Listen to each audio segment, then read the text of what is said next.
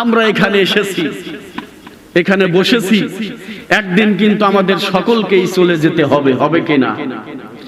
আমরা কি কেউ এই টলটের মানুষ, উত্তরপাড়ার মানুষ বুকে হাত দিয়ে বলতে পারবো যে আমরা কিয়ামত পর্যন্ত বেঁচে থাকবো? বলেন, কেউ বলতে পারবেন? কেউ কিন্তু বলতে পারবো না। আল্লাহর একজন মস্ত বড় পয়গম্বর ছিলেন, যার নাম ছিল মুসা কালিমুল্লাহ। মুসা কালিমুল্লাহ। কালিমুল্লাহ শব্দের অর্থ হলো আল্লাহর সাথে কথা বলা। মুসা কালিমুল্লাহ আল্লাহর সাথে কথা বলতেন। তুর পাহাড়ে তিনি কথা বলতেন। তুর পাহাড়ে কথা বলতে যাইয়া একবার মুসা আলাইহিস সালাম যখন গল্প করতেছেন, আল্লাহ ডাক দিয়ে বলছেন, মুসা আজকে তোমার গল্প কি? আজকে তোমার গল্প কি?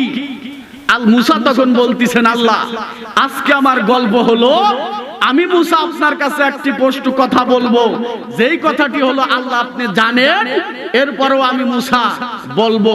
আল্লাহ বলতেছেন, মুসা আমি জানি, আলিমুল গায়ব বিজাতিস সুদূর, আমি সকলের মনের খবর জানি, এরপরেও মুসা তোমার কাছ থেকে আমি শুনতে চাই। জোরে কোন সুবহানাল্লাহ।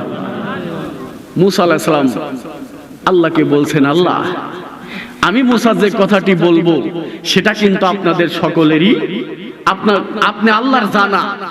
এরপরেও আল্লাহ বলছেন, মুসা আমি শুনতে চাই, বলো কথাটা কি?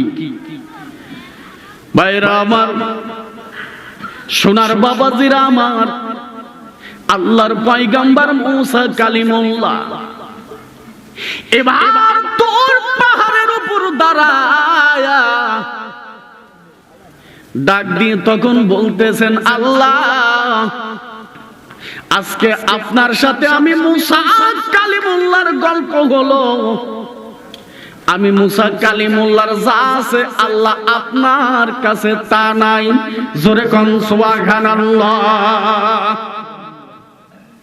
আমি মুসার কাছে যা আছে আল্লাহ আপনার কাছে তা নাই। এই কথা যখন আল মুসা বলেছেন, আল্লাহ বলছে, মুসারে এমন কথা বলতে হয় না, এমন কথা বলতে হয় না। আমি আল্লাহর যা আছে আর যা মুসা তোমাকে আমি দিয়েছি সমস্ত কিছুই আমি আল্লাহর দেওয়া।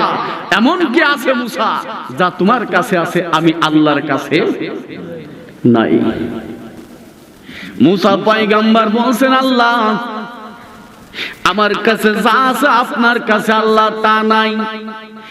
আর আমি মুসা কালিমুল্লাহ বিশ্বাস করি, আমি আল্লাহ আপনি আমাকে যা দান করেছেন সমস্ত কিছুই দেওয়া আল্লাহ আপনার, কিন্তু আল্লাহ আমি মুসার কাছে যেই জিনিসটা আছে আল্লাহ আপনার কাছে সেই জিনিসটা নাই।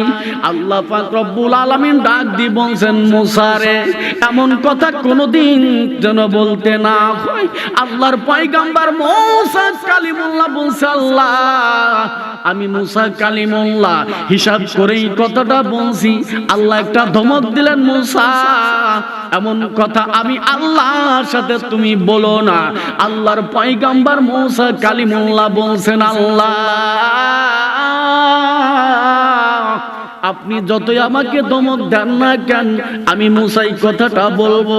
আল্লাহ আপনি আমার মনের খবর আল্লাহ আপনি জানেন, এরপরেও কেন আল্লাহ আমাকে ধমক দিয়ে থামাইতে চান?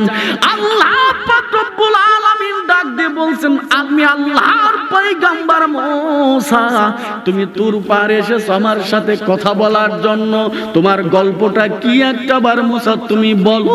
আল্লাহর পয়গম্বর মুসা বলছেন, আল্লাহ আমি মুসার কাছে যা আছে আল্লাহ আপনার কাছে তা নাই। জোরে কোন সুবহানাল্লাহ। আল্লাহ বলতেছেন, মুসা কি তোমার কাছে আছে যা আমি আল্লাহর কাছে নাই? আল্লাহর পয়গম্বর মুসা বলতেছেন, আল্লাহ আমি মুসার মৃত্যু আছে আপনার মৃত্যু নাই। জোরে কোন সুবহানাল্লাহ। আল্লাহর মৃত্যু আছে, জোরে বলুন। আল্লাহর পয়গম্বর মুসা বলছেন, আল্লাহ আমি মুসার মৃত্যু আছে আল্লাহ আপনার মৃত্যু নাই। আল্লাহ বলছে, মুসা কথা তো ঠিকই বলেছো, আমি আল্লাহর মৃত্যু নাই। আল্লাহ কিন্তু কথাটা জানতো, এরপরেও মুসার মুখ থেকে শুনতে আল্লাহর ভালো লাগছে। জোরে কোন সুবহানাল্লাহ। সোনার বাবাজিরাম, আল্লাহর পয়গম্বর মুসা যখন এই কথাটি বললেন, এবার যখন মুসা কালিমুল্লাহ বলেন, আল্লাহ আমি মুসার মৃত্যু আছে, আল্লাহ আপনার মৃত্যু নাই। আল্লাহ বলছেন, মুসা রে, এই মৃত্যুটাকে তোমার কাছে কেমন মনে হয়? মুসা, তোমার কাছে কেমন মনে হয়? আল্লাহর পয়গম্বর মুসা বলতেছেন, আল্লাহ এই পৃথিবীর জগতে যতগুলা নিয়ামত আমি মুসাকে আল্লাহ আপনি দান করেছেন, সমস্ত নিয়ামতের চাইতে এই মৃত্যু নিয়ামতটা আমি মুসা কালিমুল্লাহর কাছে উত্তম নিয়ামত। জোরে কোন সুবহানাল্লাহ। সোনার বাবাজিরা আমার, আল্লাহ বলতেছে, মুসা মৃত্যুকে দেখে সমস্ত মানুষগুলা জীবনে ভয় পায়, তারা মৃত্যুকে দেখে তারা পলায়ন করে। আইনামা তাকুনু ইউদরিকুমুল মাউতু ওয়ালাউ কুনতুম ফি বুরুজিন মুশাইয়াদা। জোরে কোন আল্লাহু আকবার। আল্লাহ বলতেছেন, মুসা রে, এই মৃত্যুকে দেখে সবাই পলায়ন করে, মৃত্যুকে দেখে সবাই দুনিয়ার বুকে ভয় পায়। আর মৃত্যু যখন উপস্থিত হয়ে যায় বান্দার কাছে, ওই মালাকাল মউত আজরাইল যখন তার নিকটে হাজির হয়ে যায়, ওই বান্দাটির সময় 1 সেকেন্ড আগেও নয়, 1 সেকেন্ড পরেও নয়, যথা সময় ওই বান্দার রূহটা আজরাইল কবজ করে। জোরে কোন সুবহানাল্লাহ। সে তো নামে আজরাইল, হুকুম পাইলে 1 সেকেন্ডে টলট হয়ে যায় হাজির। জোরে কোন কথা ঠিক কিনা? সে তো নামে আজরাইল, হুকুম পাইলে 1 সেকেন্ডে হয়ে যায় হাজির।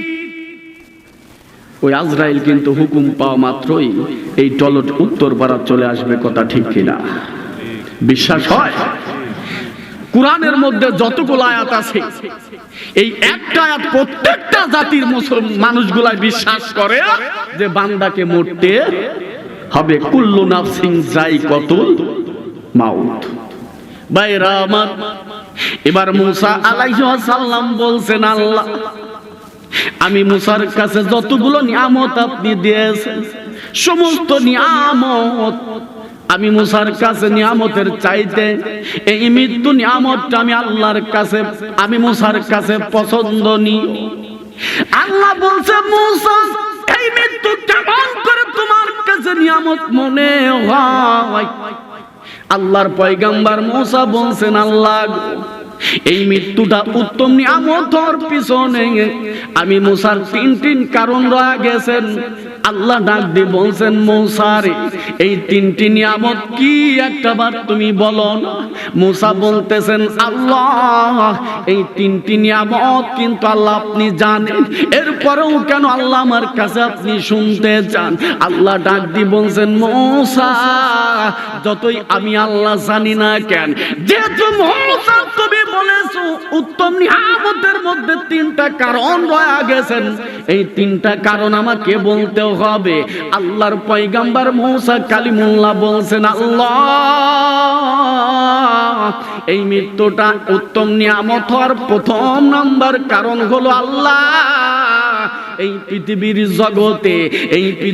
জগতে আল্লাহ আমরা এসেছি, আল্লাহ আপনি আমাকে পাঠাইছেন।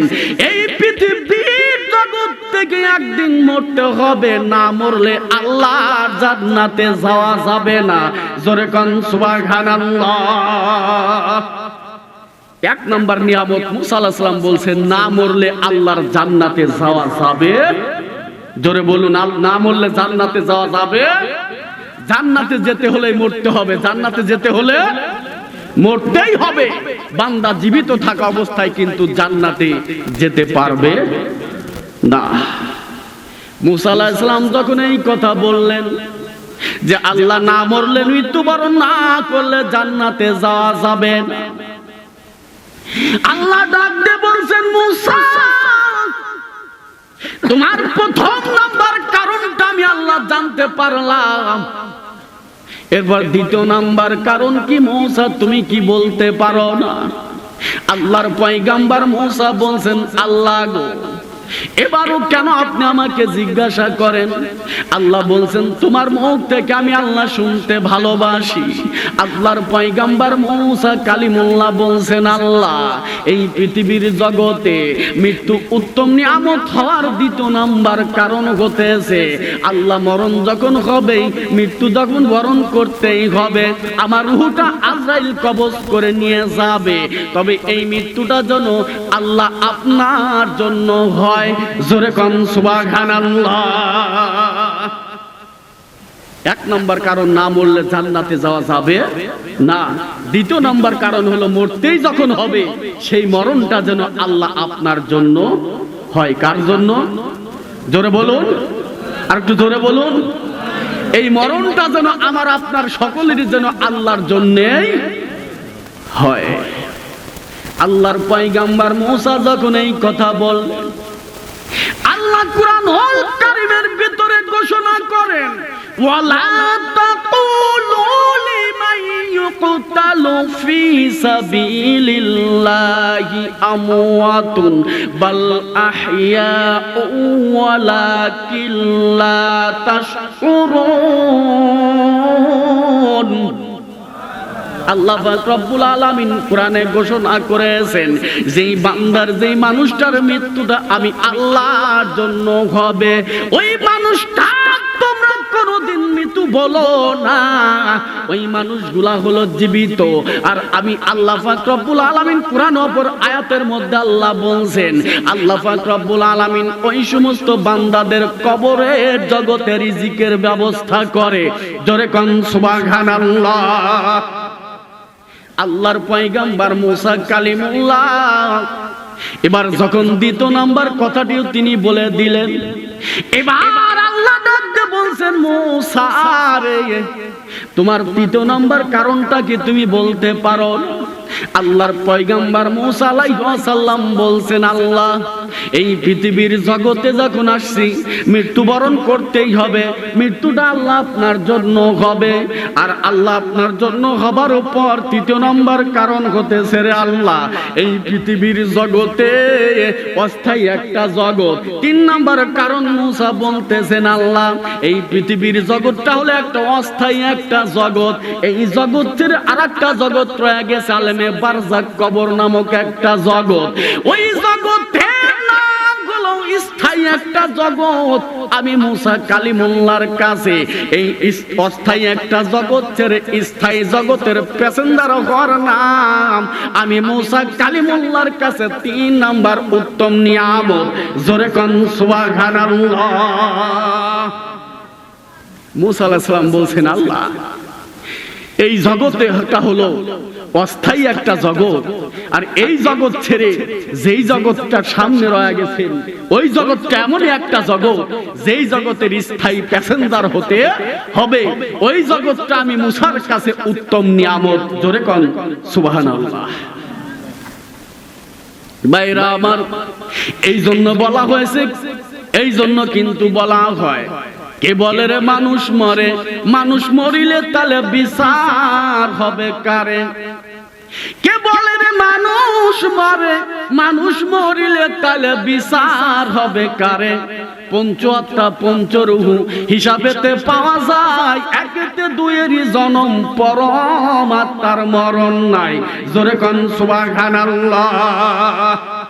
ভাইরা আমার আল্লাহর পয়গম্বর মুসা আলাইহিস সালাম 3টি কথা বলে দিলেন।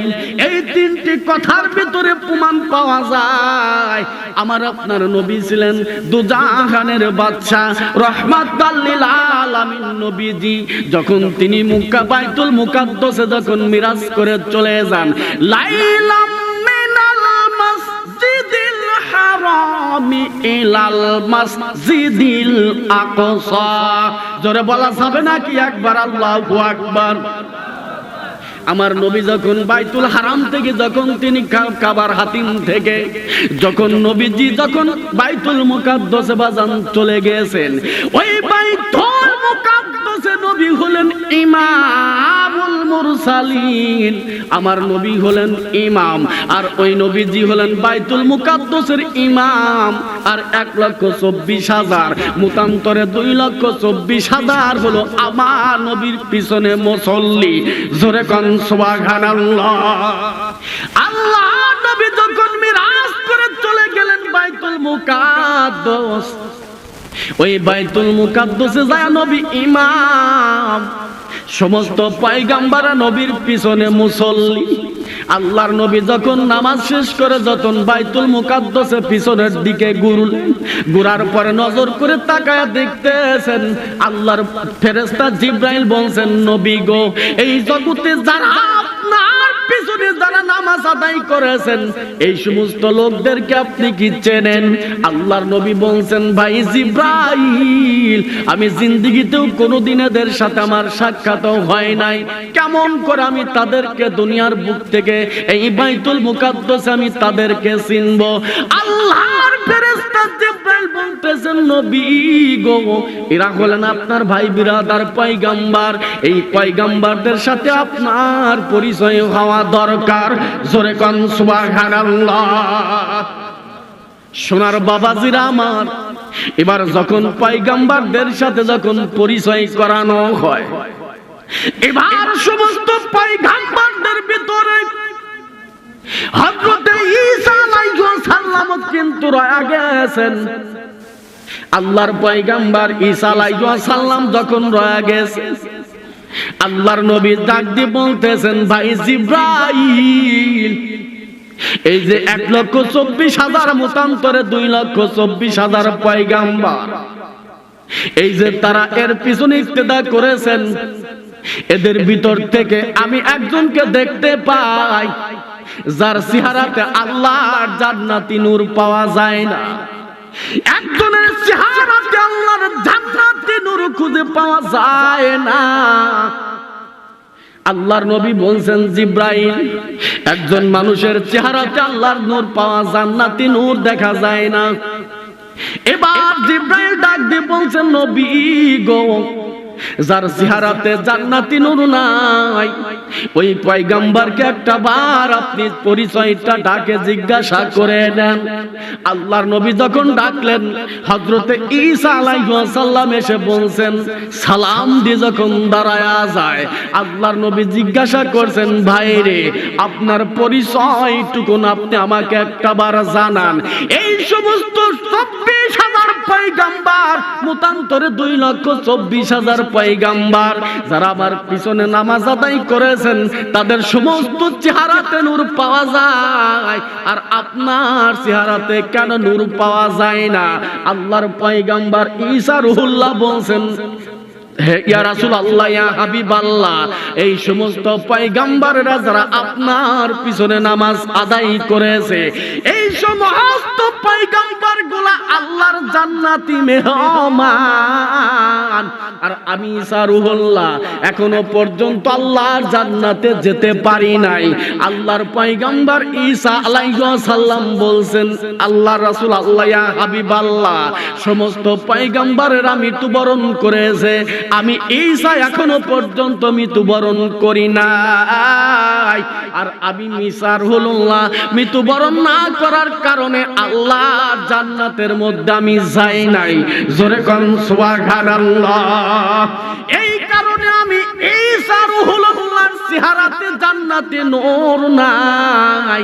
আল্লাহর পয়গম্বর মুসা আলাইহিস সালাম বলছেন, মৃত্যুবরণ না করলে আল্লাহর জান্নাতে যাওয়া যাবে? জোরে বলুন। আল্লাহর জান্নাতে যেতে হলে শর্ত হবে মৃত্যুবরণ করা। না, যদি মৃত্যুবরণ বান্দা তুমি করো, আল্লাহর জান্নাতে যেতে পারবা? জোরে বলুন। আল্লাহর জান্নাতে যেতে হলে মৃত্যুবরণ করতে হবে, মরতেই হবে, মৃত্যুবরণ করে আল্লাহর জান্নাতে যেতে হবে।